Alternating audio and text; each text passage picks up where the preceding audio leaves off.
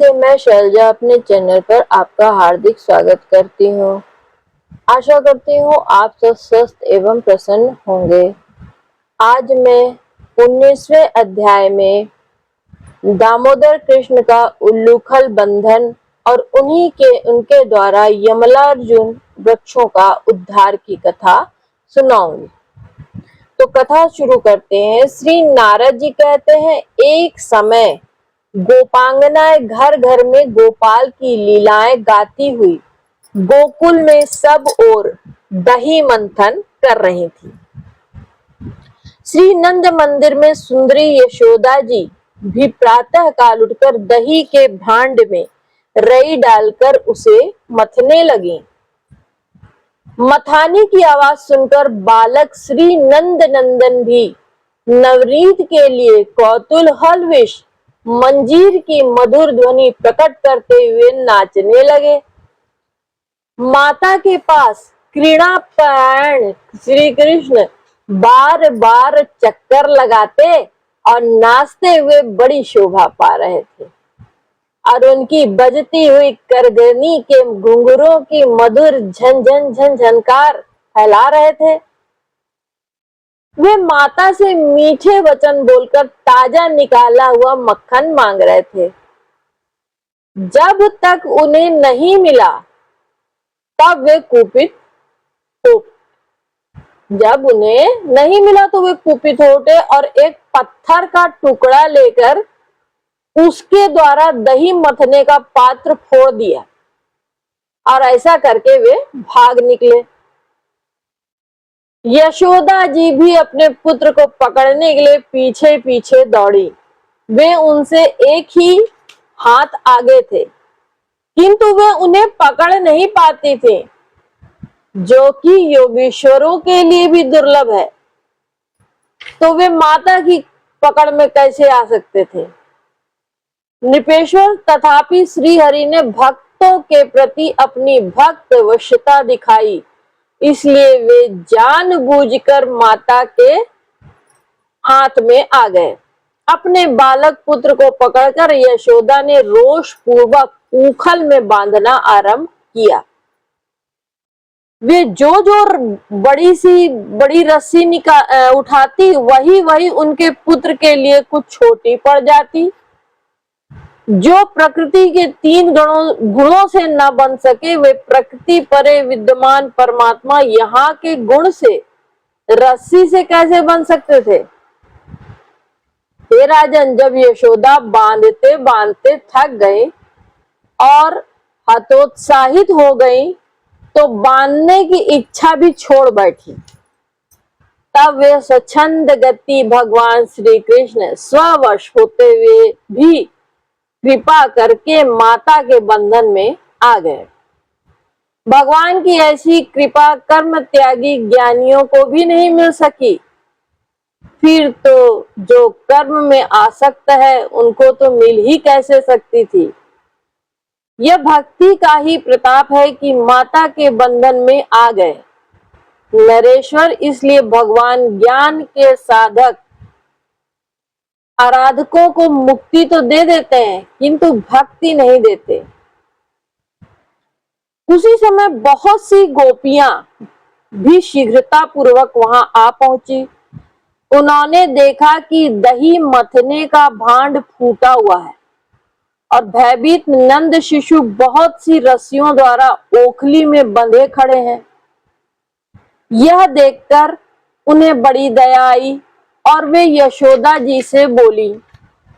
गोपियों ने कहा, नंद रानी, तुम्हारा यह नन्हा सा बालक सदा ही हमारे घरों में जाकर बर्तन भांडे फोड़ा करता है, तथापि हम करुणावश इसे कभी कुछ नहीं कहती।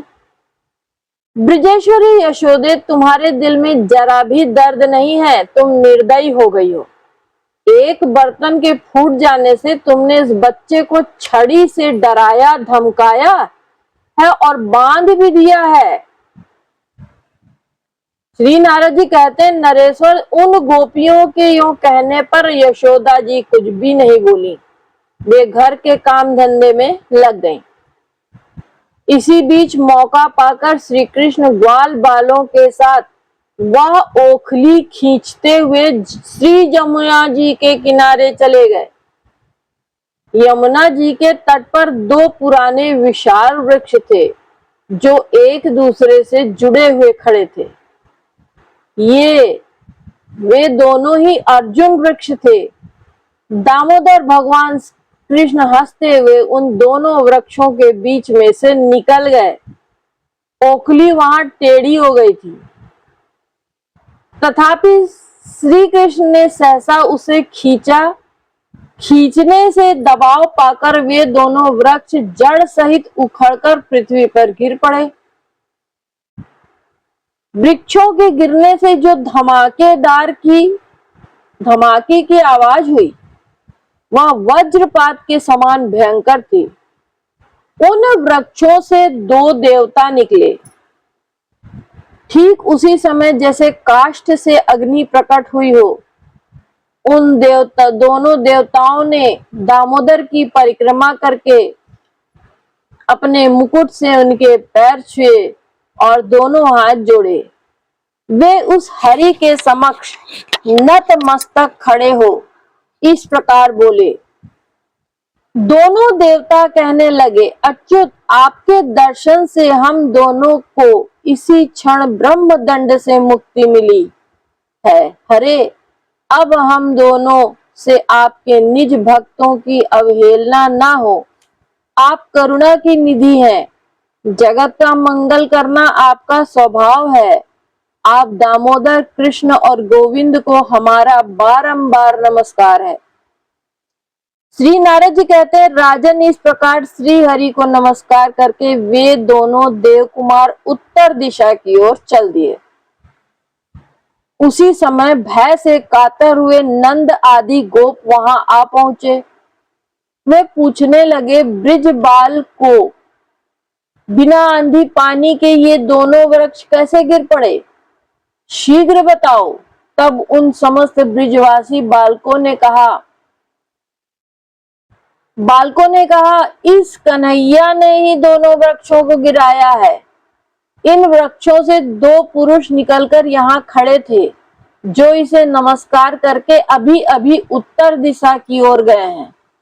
उनके अंगों से दीप्ति प्रभा निकल रही थी। श्री नारद जी कहते हैं, राजन, ग्वाल बालों की यह बात सुनकर उन बड़े बूढ़े गोपों ने उन पर विश्वास नहीं किया। नंद जी ने ओखली में रस्सी से बंधे हुए अपने बालक को खोल दिया और लाड़ प्यार करते हुए गोद में उठाकर उस शिशु को सूंघने लगे। नरेश्वर नंद जी ने अपनी पत्नी को बहुत उलाहना दिया और ब्राह्मणों को 100 गायें दान के रूप में दी। श्री बहुलाश्व ने कहा, देवर्षि प्रवर, वे दोनों दिव्य पुरुष कौन थे? यह बताइए, किस दोष के कारण उन्हें यमला अर्जुन वृक्ष होना पड़ा? श्री नारद जी कहते हैं, राजन, वे दोनों कुबेर के श्रेष्ठ पुत्र थे जिनका नाम था नलकुबर और मणिग्रीव। एक दिन वे नंदनवन में गए और वहां मंदाकिनी के तट पर ठहरे। वहां अप्सराएं उनके गुण गाती रही और वे दोनों वारुणी मदिरा से मतवाले होकर नंग धड़ंग वहां पर विचरते रहे। एक तो उनकी युवावस्था थी, दूसरे वे द्रव्य के दर्प, धन के मद से दर्पित उन्मत्त थे। उसी अवसर पर किसी काल में देवल नामक धारी मुनिंद्र, जो देवों के पारंगत विद्वान थे, उधर आ निकले। उन दोनों कुबेर पुत्रों को नग्न देखकर ऋषि ने उनसे कहा, तुम दोनों के स्वभाव में दुष्टता भरी है। तुम दोनों अपनी सुध बुध खो बैठे हो। इतना कहकर देवल जी फिर बोले, तुम दोनों वृक्ष के समान जड़, धृष्ट और निर्लज्ज हो। तुम्हें अपने द्रव्य का बड़ा घमंड है, अतः तुम दोनों इसी भूतल पर 100 दिव्य वर्षों के लिए वृक्ष हो जाओ। जब द्वापर के अंत में भारतवर्ष के भीतर मथुरा जनपद के ब्रिज मंडल में कली नंदनी यमुना के तट पर महावन के समीप तुम दोनों साक्षात परिपूर्णतम दामोदर हरि गोलोकनाथ श्री कृष्ण का दर्शन करोगे, तब तुम्हें अपने पूर्ण स्वरूप की प्राप्ति हो जाएगी।